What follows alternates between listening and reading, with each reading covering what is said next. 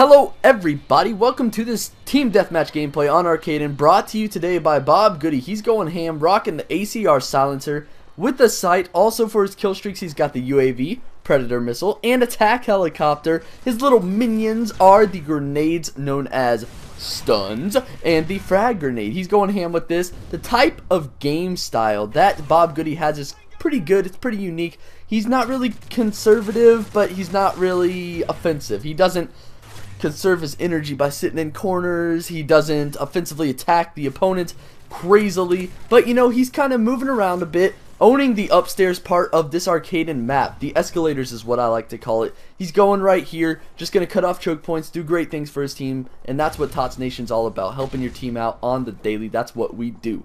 Moving into Tater Vision news, we got lots of good stuff today. If you are an NBA fan, listen up. Ron Artest and James Harden, as you guys have known, have gotten to a little bit of a scuffle a couple days before the NBA playoffs started. Ron Artest jammed it, got excited, drilled James Harden in the head with an elbow, gave him concussion-like symptoms. Ron Artest, Meta World Peace, whatever you want to call him, was given a suspension for that. Now, what happened last night, it was game 2 of the series, Lakers versus Thunder. Ron Artest was guarding James Harden, and Harden went to drive to the basket and inadvertently elbowed Meta World Peace in the head. Now, that's quite unfortunate. Meta World Peace, of course, he flopped, and no foul was called. He acted like he was hurt, like someone shot him in the face with a gun, but it was a little tap, a little love tap, maybe a love punch. I don't know how bad it hurt. I wasn't there, but no foul was called. Lots of stuff happened there, and the Thunder ended up winning that game on a last-second shot by Kevin Durant. Kobe Bryant didn't get the last second shot for the Lakers. Instead, it was somebody else. Kobe was mad. Everybody was mad. They were all blaming each other. Emotions are high. So, if you watch that series, Thunder versus Lakers, it's going to be a good one because the Lakers right now, they're struggling. They're fighting each other. They're fighting other teammates. They're fighting just about everybody right now. Internal, external, all that kind of stuff. So watch that series. Fight could go down pretty soon. You never know. Moving on to a different sport, field hockey. For those of you who don't know it, it is primarily a women's sport. Now, there is a men's national team, but mostly a women's sport throughout high school, college, all that kind of stuff.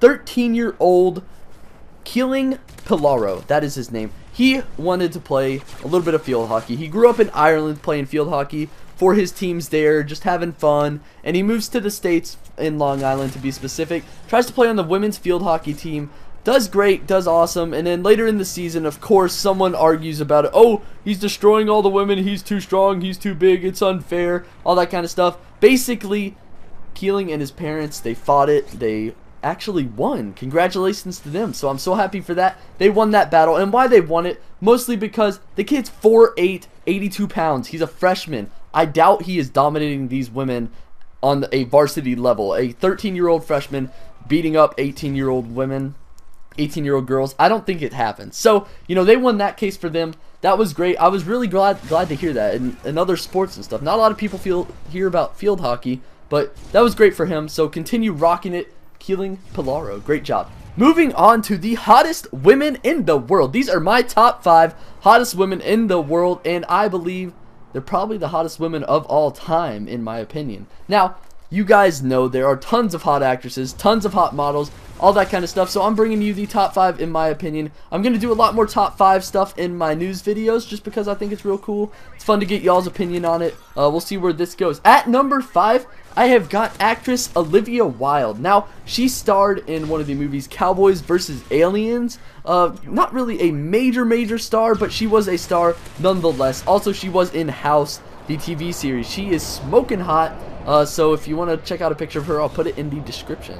Also, for number 4, we've got Megan Foxy from Transformers 1 and 2. She was not on Transformers 3, unfortunately, which was, it made me sad. But, you know, the girl in there was equally as hot, maybe a little bit less hot. Megan Fox, of course, at number 4. That could be debatable. Depends on what you think about her. Let me know what you think. At number 3, we've got Adriana Lima, U.S. model for Victoria's Secret. Smoking hot girl.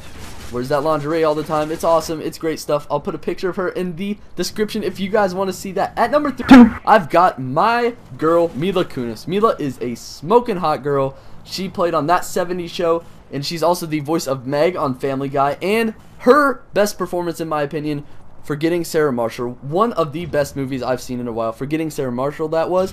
She did a great job. She was the little person at the front desk helping at the hotels, and she got into this love story, all that kind of stuff. I recommend the movie. It's quite good. I'll put a picture of her in the description as well. At number 1, we've got my girl, for all to know. Everyone knows this. That's my friend, and everyone's about to know it that watches my YouTube videos. We've got Jessica freaking Alba. She's my girl. She's amazing. She's hot. She does kids movies as well. She was in Into the Blue, which was a movie with a lot of ocean and stuff. They tried to find hidden treasures, and people got fight and punched each other and all that kind of stuff. That's basically the gist of the movie. It's a pretty good one. She's pretty hot in there. And then we've got her in Little Fockers and also Spy Kids 4. So she was in a kids movie. I went to see that movie, and it was not for the kids, if you know what I mean. Jessica Alba is one of the hottest women in the world, and on my top 5 list, she is number 1 in the world. So, you know, a picture of her will be in the description. Check that out. That is pretty great. In more news, we've got Call of Duty, Modern Warfare 3, Xbox, Getaway, Lookout, Oasis, Kill Switch, and Ironclad have come out. The face-off game modes is what those are called. They came back from Call of Duty 4. They are the basically cage matches. 16 to 20 prestiges were released. Also, the party host decides, the region where the party host is decides who they play, where it's searched, all that kind of stuff. Also, combat training was confirmed for Black Ops 2, Elite 2.0. You may not need to pay for that, so check that out. It's been a little sketchy right there. And the last thing, there is no Hardened or Prestige editions announced yet. So guys, that is Tater Vision news for the day. Thank you, Bob Goody, for sending me this great video, great gameplay. I hope you guys enjoyed. If you did, click that little like button. It helps me out, helps Bob out. Get him out there, get his name out there. Everyone have a great day on The Daily. I am your host.